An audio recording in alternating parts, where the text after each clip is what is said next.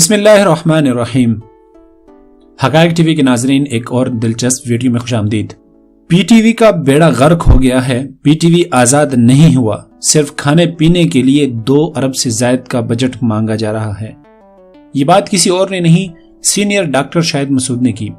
مزید تفصیلات بیان کرنے سے پہلے آپ سے گزارش ہے کہ اگر ابھی تک آپ نے ہمارا چینل سبسکرائب نہیں کیا تو ہمارا چینل سبسکرائب فرمائیے، اس کے بعد گھنٹی کا نشان ضرور دبائے تاکہ آپ کو ہماری نئی آنے والی ویڈیو کے بارے میں بروقت اطلاع ملتی رہے۔ ناظرین، شاید پاکستان کی تاریخ میں سب سے زیادہ پسند کیے جانے والے اینکرز میں ڈاکٹر شاہد مسعود کا نام سب سے اوپر ہوگا۔ ان کا شو سب سے زیادہ پسند کیا جاتا ہے اور ان کی رینکنگ بھی سب سے زیادہ ہوتی ہے۔ یہی وجہ ہے کہ جب ڈاکٹر شاہد مسعود جیل میں موجود تھے تو میڈیا کے بہت ہی کم لوگوں نے ان پر بات کی، اور ان کے ساتھ جو رویہ رکھا گیا اسے معلوم ہوتا تھا کہ یہ ایک پروفیشنل دشمنی ہے جس کا یہ لوگ بدلہ لے رہے ہیں، کیونکہ جب بھی ڈاکٹر شاہد مسعود کا پروگرام شروع ہو جاتا تھا تو اس کے ساتھ پورے پاکستان سے لوگ ان کی توجہ اس چینل کی طرف ہو جاتی تھی، کیونکہ یہ ہمیشہ سے ایسے حقائق بیان کرتے ہیں، الومیناٹی ہو، CIA ہو یا دوسری تنظیمیں ہو، ان کے بارے میں جو انکشافات ڈاکٹر شاہد مسعود نے کیے ہیں، ان کے ارادوں سے پاکستانی عوام اور حکومت کو جس طرح ڈاکٹر شاہد مسعود نے خبردار کیا ہے، کسی اور نے کبھی اس طرح کی جرت نہیں کی کہ وہ الومیناٹی کے بارے میں بات کرے، وہ CIA کے بارے میں بات کرے۔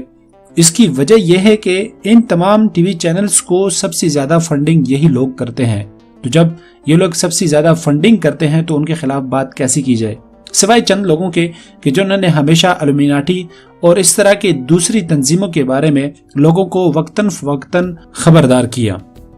ڈاکٹر شاہد مسعود ڈارک ویب کے بارے میں بہت زیادہ بات کرتے ہوئے نظر آتے ہیں اور بچوں کے گینگ ریپ کے بارے میں انہوں نے بھی بہت زیادہ کام کیا۔ ڈاکٹر شاہد مسعود ہی وہ واحد انسان تھے جنہوں نے زینب کیس میں اپنی تحقیق اور محنت کے بعد یہ کہا کہ پاکستان کے اندر اس وقت ڈارک ویب کے بہت زیادہ نمائندے کام کر رہے ہیں، ان کے نمائندے پاکستان بھر میں پھیلے ہوئے ہیں اور یہ لوگ بیرونی ایجنٹس کی مدد سے ان کے احکامات پر عمل کرتے ہیں، بچوں کو اغوا کرتے ہیں، ان کا ریپ کرتے ہیں اور انتہائی تشدد کے بعد ان کو جان سے مار ڈالتے ہیں۔ یہ باقاعدہ ایک جنگ ہے اور یہ لوگ جگہ جگہ پر پھیلے ہوئے ہیں اور اس جنگ میں مصروف ہے۔ ڈاکٹر شاہد مسعود نے جب زینب کیس کے معاملے میں یہ خدشہ ظاہر کیا تو ان کا بہت زیادہ مذاق اڑایا گیا اور کہا گیا کہ یہ شخص صرف ریٹنگ کے لیے سب کچھ کر رہا ہے۔ لیکن اس کے بعد ہمارے گمنام ہیروز ISI نے مختلف مقامات پر چھاپے مارنے کے بعد بچوں کے ریپ کی ویڈیوز برآمد کی اور کئی گروہوں کو پکڑا، جس میں مشہور سیاستدانوں کے انتہائی قریبی اور عزیزی لوگ بھی شامل تھے۔ ناظرین، اگر آپ کو یاد ہو، ڈاکٹر شاہد مسعود کو جب جیل میں رکھا گیا تو اس کے بعد ان کو جب بھی عدالت لایا جاتا تو ان کو ہتھکڑیاں لگائی جاتی، ان کو بختر بند گاڑی میں انتہائی خطرناک دہشت گردوں کے ساتھ رکھ کر لایا جاتا اور ایسا تاثر دینے کی کوشش کی جاتی کہ یہ شخص بہت بڑا مجرم ہے۔ یہ حالت دیکھنے کے بعد عمران خان نے حکم دیا تھا کہ ان کی ہتھکڑی اتاری جائے اور دوبارہ ان کو ہتھکڑی نہ لگائی جائے۔ اس کے ساتھ انہوں نے FIA کے وکلاء کو حکم دیا تھا اور اس کے ساتھ PTV کے وکلاء کو بھی یہ حکم دیا تھا کہ اگر ان کے خلاف کسی قسم کا ثبوت موجود نہیں ہے تو یہ کیس جلد از جلد نمٹایا جائے۔